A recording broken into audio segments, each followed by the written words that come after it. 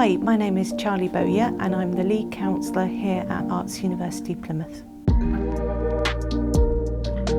The best way to book an appointment with the counselling service at Student Support is to go to the Student Support portal page on the website. On that page there is a counselling triage form, and if you fill that in, that provides us with a bit of an overview as to what you're looking for, and then from there we will contact you with an allocated counsellor. The triage form is specific to counselling only. For any other general support, welfare or wellbeing, please email studentsupport@aup.ac.uk. At any time the office is open between 9 and 5, you can walk in, and there may be a little delay at times, but we will aim to help you, and that could be for anything in particular. You might be in crisis, it could be just a general query or question, and you're welcome to come into the office. The only day that we're not open to walk-ins is a Tuesday. My role within the team at Arts University Plymouth Student Support is to lead the counselling team.